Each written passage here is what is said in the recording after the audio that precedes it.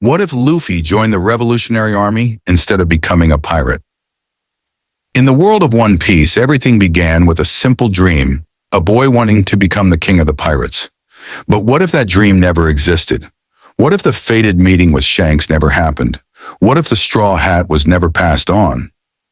What if, instead of becoming a pirate, Monkey D. Luffy chose a different path? What if he joined the Revolutionary Army? In this alternate timeline, we explore a world where Luffy never raised a Jolly Roger, but instead became the symbol of a global revolution. Let's dive deep into the butterfly effects of this single decision, a decision that would change the entire balance of power in the One Piece world. A different beginning. The story begins in Fuchsia Village, just like before. But this time, the red-haired pirates never stop at the island. Shanks never meets Luffy. There is no gum-gum fruit accident. There is no saving of Luffy from the sea monster. Instead, something else happens. Someone else arrives. Monkey D. Dragon, Luffy's father, comes to Fuchsia Village, drawn not by fate but by necessity. Perhaps he learns that the world government is secretly monitoring the island. Or maybe he hears whispers about his son being targeted. Regardless of the reason, Dragon returns, and this time he doesn't leave Luffy behind. He takes his son. And so, instead of dreaming about becoming a pirate, young Luffy is exposed to the cruel truths of the world much earlier. He sees cities burn for resisting the celestial dragons. He hears stories of ancient kingdoms erased from history. And he learns one thing very clearly. The world government isn't a symbol of peace. It's a cage wrapped in gold. Trained for rebellion. Luffy is taken to Baltigo, the base of the Revolutionary Army. He meets Sabo, not years later but now, as brothers united under one cause. Ivankov helps train him in martial arts and control over hockey. In this version of the story, Luffy still eats the gum-gum fruit, but this time it's intentional, gifted by Dragon himself. Instead of dreaming of freedom on the seas, Luffy dreams of freedom for the entire world. He doesn't set out to find treasure. He sets out to destroy tyranny. His personality doesn't change. He's still joyful. He still eats too much. He still befriends everyone. But he's also sharper, more aware, and burning with a sense of justice not even the Marines can match. Under Dragon's command, Luffy becomes a key figure in the Revolutionary Army. Missions are carried out in secret, corrupt kings are overthrown, hidden labs are destroyed, slavery rings are dismantled. Luffy becomes more than just a warrior. He becomes a symbol, the world without straw hats. But for every action, there is a consequence.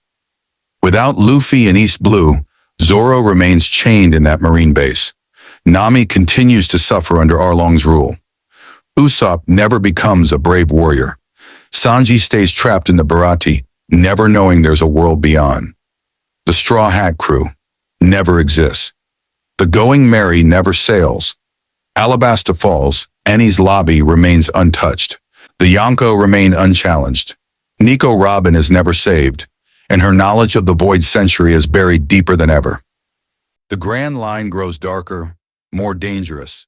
The age of pirates loses its brightest spark. And while pirates continue to chase treasure, a shadow begins to rise from the underground. A shadow, with a straw hat in his bag and a fire in his fists. A new power emerges. Luffy's impact on the Revolutionary Army is immense. With his raw strength and unbreakable will, missions that were once impossible are now victorious. Luffy becomes known as the Liberator, the boy who breaks chains and crumbles empires. Kingdoms once loyal to the celestial dragons begin to revolt. The news spreads. A boy with rubber powers has defeated entire marine divisions alone. And with each win, the world government tightens its grip. CP0 agents are deployed. Warlords are ordered to crush the revolutionary threat. The admirals are put on alert. The balance of power begins to shift. But nothing prepares the world for what comes next. The Marineford that never was. In the original timeline, the war at Marineford began to save Ace. But in this world, Ace is never captured. Luffy never rushes to save him because their lives went in different directions. But a war still comes. The world government declares the Revolutionary Army a global terrorist threat. Baltigo is attacked. Sabo is injured. Dragon goes missing. The revolution is on the edge of collapse. And that's when Luffy steps forward.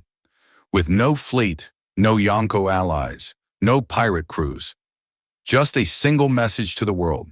If they want to crush freedom, let them try. A war breaks out, not in Marineford, but in Mary Joyce itself. The Holy Land burns, face of the new era. Luffy, now a full-grown revolutionary, battles an admiral for the first time.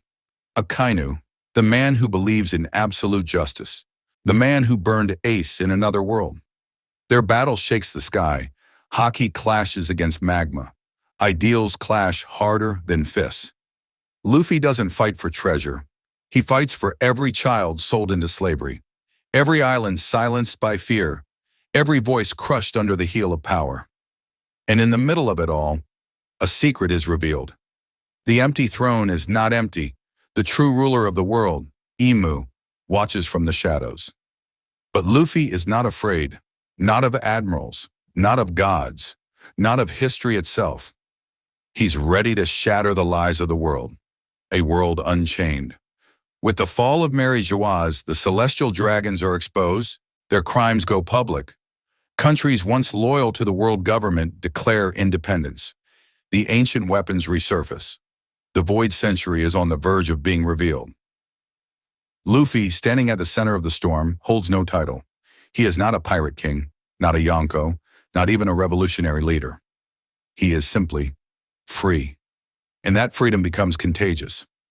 From Fishman Island to Alabasta, from Wano to Dressrosa, the people rise.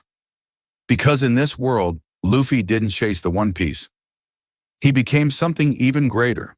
So what if Luffy had joined the Revolutionary Army instead of becoming a pirate? The seas might have lost a great pirate, but the world gained its greatest liberator. And while the treasure of Goldie Roger remains untouched, a different treasure is uncovered, the truth. And truth, once revealed, cannot be silenced. If you enjoyed this alternate timeline, subscribe to fun_times13 for more epic what-if stories. And in the next part, we'll explore an even darker scenario. What if Luffy was raised by Blackbeard? See you next time.